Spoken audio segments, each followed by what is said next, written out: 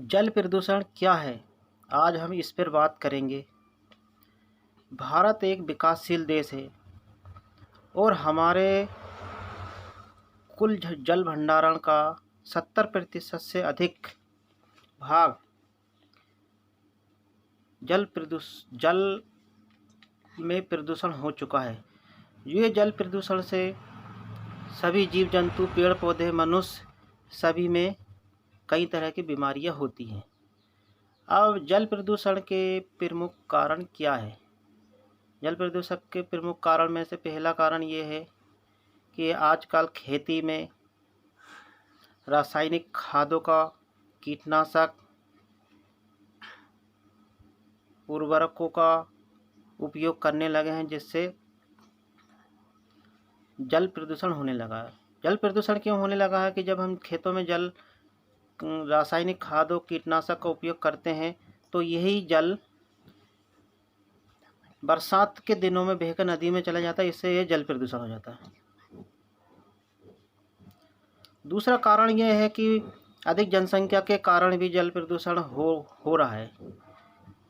बड़े बड़े शहरों में अत्यधिक जनसंख्या के कारण उनकी व्यवस्था बनाने के लिए घर से निकला गंदा पानी नहाने धोने, खाने पीने के पानी निकलता है, जो नदी नालों में मिल जाता है, उसके कारण भी जल प्रदूषण हो जाता है।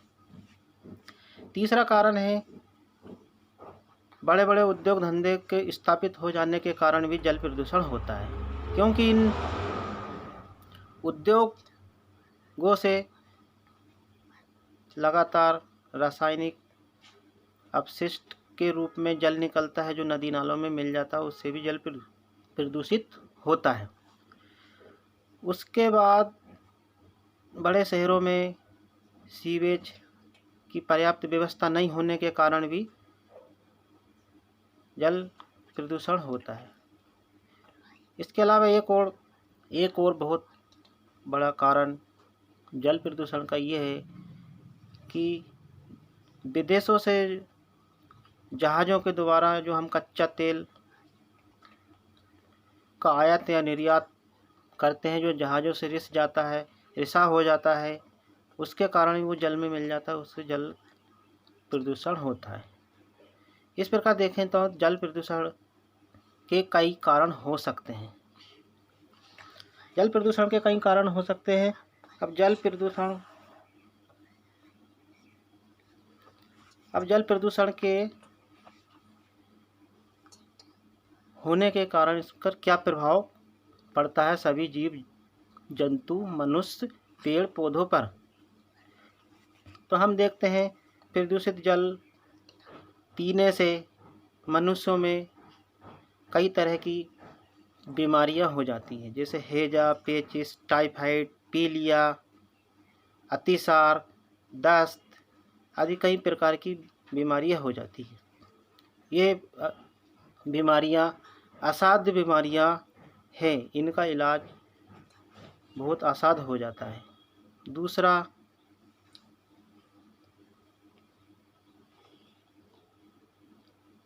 जल प्रदूषण के कारण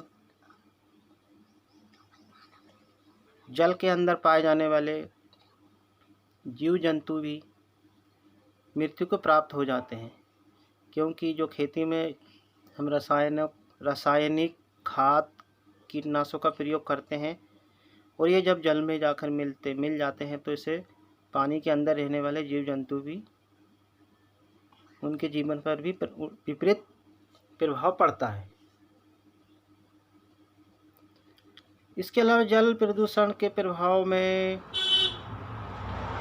मनुष्य के आनुवांशिक प्रभाव भी पड़ता है, जिससे मनुष्य को और भी घातक बीमारियां होती है, जैसे कैंसर, ब्लड कैंसर, ऐसी बीमारियां होती हैं।